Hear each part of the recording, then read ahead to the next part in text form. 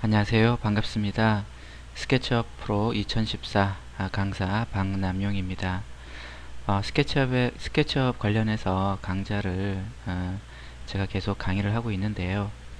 이번에는 이제 스케치업에서 2014 버전이 새롭게 나왔죠. 그래서 기존의 2013 버전하고는 크게 틀린 부분이 없지만 몇 가지 도구들이 좀 추가가 됐어요. 그래서 그런 부분들하고 같이 연계를 하면서 여러분들과 함께 재미있게 스케치업 프로 2014에 대해서 강의를 하도록 하겠습니다. 첫 번째 소개 화면 구성, 그 다음에 사용자 툴바 생성입니다. 기본적으로 스케치업을 실행했을 때는 다음과 같은 시작 화면이 뜨게 돼요. 이 시작 화면은 기존의 스케치업하고 똑같은 거죠. 항상 이렇게 시작 화면을 먼저 보여주는 이유는 기본적으로 작업할 때 있어서 작업의 어떤 템플릿, 여기 보시면 이제 디폴트 템플릿이라고 되어 있죠.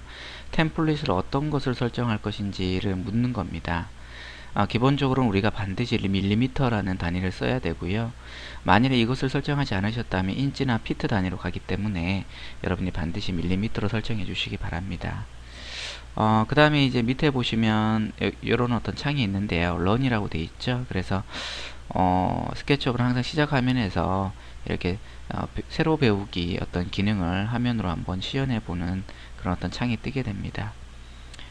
그 다음에 여기 보시면 choose 템플릿이라고 되어 있는데 앞서서 얘기했던 것처럼 어떤 단위의 템플릿을 쓸 것인지를 선택해 주는 부분이고요.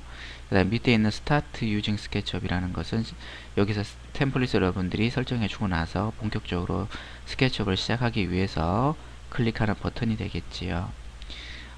start using SketchUp을 클릭하시면 다음과 같은 화면이 이렇게 뜨게 돼요.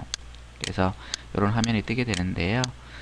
요 화면은 항상 이렇게 그 캐릭터가 한 명씩 이렇게 서 있어요. 그 이유는 뭐냐면 빨간색, 녹색, 파란색이 있는데 X, Y, Z축의 어떤 기준을 한번 암시하고자 있는 캐릭터입니다. 그래서 항상 버전이 바뀔 때마다 남성, 여성, 남성, 여성 이렇게 바뀌게 되는데요. 이번에는 이제 여성의 캐릭터로 바뀌게 됐죠. 이렇게 볼 수가 있겠죠. 위에는 뭐 기본적으로 제목 표시줄이 있고 그 다음에 여기는 작업 화면인데요. 실제적으로 우리가 스케치업을 한번 띄워서 살펴보도록 하겠습니다. 자, 여기 스케치업 2014가 있죠. 더블 클릭하도록 하겠습니다. 자, 디폴트 템플릿이라고 나오면 반드시 여기가 밀리미터인지 확인하셔야 되고요. 추즈 템플릿을 눌러서 만일에 피터 또는 인치일 경우는 밀리미터로 이렇게 바꿔주시기 바랍니다. 그리고 스타트 유징 스케치업을 누르시면은요, 바로 이렇게 우리가 스케치업 화면이 뜨게 돼요. 기본적으로 위에 보시면 제목 표시줄이라는 게 있어요. 그래서 Untitled SketchUp, 제목이 아직 없다라는 얘기죠. 그래서 한 번도 저장을 하지 않았다라는 부분인데요. 만일에 제가 파일을 눌러서 세이브 버튼 눌러서 바탕화면에 1, 2, 3이라고 해서 저장을 누르게 되면 여기 있는 제목 표시줄에 1, 2, 3이라고 해서 뜨게 됩니다. 밑에는 이제 풀다운 메뉴라 그래서요. 파일, 에디트, 뷰, 카메라, 드로우, 툴, 윈도우, 플러그인, 그 다음에 헬프 이렇게 쭉 나와 있어요. 그래서 기본적으로 뭐 여러가지 그 기능들이 있는데요. 파일에는 기본적으로 우리 아래 한글하고 똑같이 뭐 새로 도면을 열거나 기존 도면을 오픈하거나 그 다음에 저장하거나 다른 이름으로 저장하거나 그 다음에 다른 이름으로 카피 저장하거나 그 다음에 템플릿이라고 그래서 환경 설정인데요. 환경 설정한 부분을 저장해 주거나 뭐 레이아웃으로 보내거나 이런 등등의 기능들이 있습니다. 이런 부분들은 여러분들하고 같이 살펴보도록 할 거고요. 그 다음에 에디트는 뭐 수정에 대한 기능이죠. 그죠? 뭐 여하튼 이런 어떤 내용들은 기본적으로 여기 있는 툴바에 다 들어가 있기 때문에요. 여러분들하고 계속 살펴보도록 하겠습니다. 밑에 보시면 이제 이거를 우리가 스탠다드 툴바라고 얘기를 해요. 그래서 툴바를 꺼내는 우리가 불러내는 방법은 알아두셔야 되겠지요. 그래서 기존에는 여러분들이 항상 에디트로 가셔서 뷰로 가셔가지고요. 툴바를 클릭해서 여기 보면 도구 모음으로 돼 있죠, 여러분들. 그래서 도구 모음을 여러분들 예를 들어서 제가 드로우를 한번 클릭해 볼까요? 그리고 확인 눌러보면 이렇게 드로우 메뉴가 이렇게 뜨게 돼요. 그래서 이렇게 여기 있는 제목을 여러분들 왼쪽 버튼 누른 상태에서 끌어다가 이렇게 위에다 끌어 놓으시면 이렇게 안에 들어가게 되죠. 또 바깥으로 빼내셔도 돼요. 넣었다가 빼냈다가 이렇게 하셔도 되고, X 누르면은 삭제가 되겠지요. 다시 뷰에서 툴바 가서요. 이번에는 제가 뭐 구글 한번 꺼내 볼게요. 확인. 그러면 구글이 들어오죠. 그럼 다시 넣었다가 이렇게 되죠.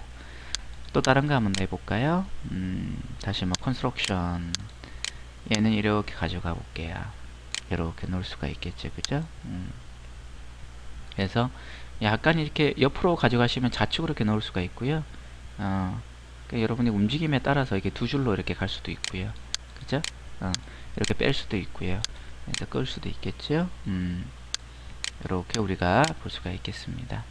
자, 그래서 툴바를 불러내는 방법 여러분들이 꼭 알아두시는데, 꼭 이렇게 우리가 뷰에 가서 이렇게 여러분들이 클릭 안 하셔도 돼요. 그냥 이렇게 빈란이 있으면 마우스 오른쪽 버튼 누르주시면은요, 이렇게 툴바가 이렇게 뜨게 돼요. 그래서 뭐 드로잉 클릭해 주시면 이렇게 드로잉이 나타나고, 다시 빈란에다가 마우스 올려 놓으시고, 마우스 오른쪽 버튼 눌러서 뭐 클래스 필터 눌러주시면 클래스 필터가 이렇게 또 나오겠죠, 그죠? 이러한 어떤 기능들이 있다라는 걸 알아두시고요. 중간에는 이게 우리가 그 작업 화면이죠. 그래서 기존의 뭐 3D Max라든지 뭐 다른 뭐 라이노라든지 이런 어떤 그래픽 소프트웨어처럼 화면이 4개로 이렇게 분할되고 그런 건 없습니다. 그래서 하나의 큰 화면 가지고 해주시는데요. 화면을 조작하는 방법을 알아두셔야죠. 그래서 기본적으로 마우스로 이렇게 돌렸다 당겼다 하시면, 마우스의 휠이죠, 그죠? 휠을 돌렸다 당겼다 하시면 줌인 줌아웃이 가능하고요. 휠을 꽉 눌러 주시면 이렇게 관찰 기능이 됩니다. 근데 관찰 기능을 할 때는요, 가능한 한 이렇게 아무것도 선택하지 않은 상태에서 이렇게 휠 마우스를 꾹 눌러서 이렇게 돌리지 마시고요. 기본적으로 객체 하나를 선택해 주시고 이렇게 돌려 주시면 객체를 중심으로 우리가 돌아간다라는 거 여러분들이 알아주시고요. 가능한 한 이제 여러분들이 이렇게, 이걸 우리가 오빅 기능이라고 얘기하거든요. 그래서 관찰 기능이라고 하는데, 가능한 한 객체 하나를 클릭해 주시고 목표하는 객체를 하나 클릭해 주시고 이렇게 휠 마우스 꾹 눌러서 이렇게 관찰을 해 주시기 바랍니다. 뭐가 뜨네요. 자, 그리고 이제 Shift 누르고 휠을 꽉 누르시면요, 이렇게 손바닥이 나타나요. 이걸 우리가 팬 기능이라 그래서 화면을 이렇게 여기는 보기 좋게 이동시키는 기능을 우리가 팬 기능이라 그러고요. 위에 보시면 이렇게 아이콘이 있는데 아이콘을 이용하셔도 되고요. 그냥 이렇게 단축키, 제가 말씀드리는 이 단축을 이용하셔도 상관없어요. Shift 누르고 휠을 꽉 누르시면 이렇게 화면을 이동할 수 있다라는 거 알아두시고요.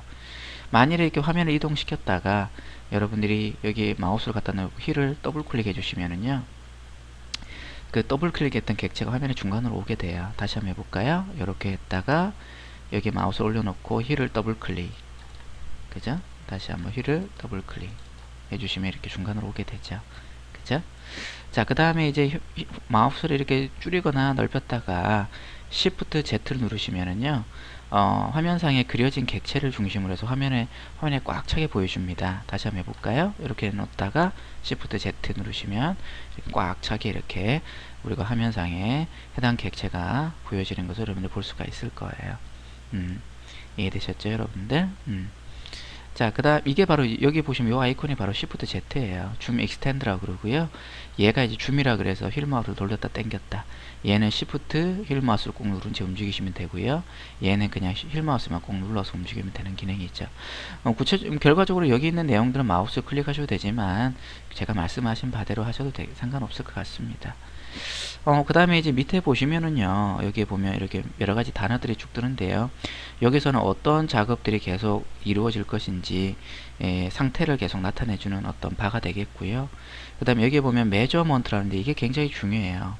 이 아랫부분, 이 메저먼트를 우리가 보통 수치 입력 창이라고 얘기하고 다른 말로는 V10이라고 얘기하는데요, 기본적으로 이 메저먼트는 여러분들이 여기 빈 공간에다 마우스 올려 놓으시고요, 마우스 오른쪽 버튼 눌러서 여기 보시면 메저먼트라고 있죠, 눌러주시면은 이렇게 우리가 수치 입력창을, 여기 있던 수치 입력을 바깥으로 빼냈죠.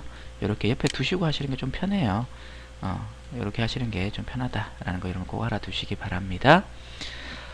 여러분들과 함께 기본적으로 우리가 그 스케치업에 대한 기본적인 얘기에 대해서 나눴고요. 그 다음에 툴바를 어떻게 구성할 거고, 그 다음에 화면을 어떻게 조작하는지에 대해서 여러분 살펴봤어요. 툴바는 기본적으로 여러분들이 이렇게 스탠다드 툴바를 가져오셔도 되고요. 뭐 여기 빈 공간에다 그냥 갈까요? 마우스 오른쪽 버튼 눌러서 여기 보시면 라지 툴셋이라고 있어요. 얘를 클릭해 주시면 이렇게 좀 더 이제 다양한 아이콘들을 이렇게 좌측에다 이렇게 두시고 이렇게 사용할 수도 있어요. 그죠? 이렇게 사용할 수도 있습니다. 기존에 없던 기능들이 뭐 이런 어떤 그 파일이라든지 아크 이런 기능들이 생겼는데요. 원래는 이게 투포인트 아크만 있었는데 이런 두 가지 기능이 생겼다 라는 거 알아두시면 좋겠고요. 그 다음에 이제 여러분들 이렇게 풀다운 메뉴에 대해서도 제가 설명을 드렸는데 이런 부분들은 제가 여러분들과 함께 계속 수업을 진행하면서 같이 살펴보도록 하겠습니다. 자, 오늘은 여러분들과 함께 스케치업의 기초적인 어떤 개요에 대해서 얘기 나눴고요. 스케치업은 건축뿐만 아니라 조경, 인테리어, 토목 여러 분야에서 많이 사용되어지고 있죠. 그리고 여러 캐드라든지 맥스라든지 루미온이라든지 여러 소프트웨어가 레빗이라고 해서 요즘에 BIM이라는 툴이 많이 인기를 끌고 있는데 그 대표적인 게 이제 레빗이죠. 그래서 레빗하고 스케치하고도 굉장히 많이 호환이 된다라는 거 여러분 알아두시기 바랍니다. 자, 오늘 수업은 여기까지 하도록 하겠습니다.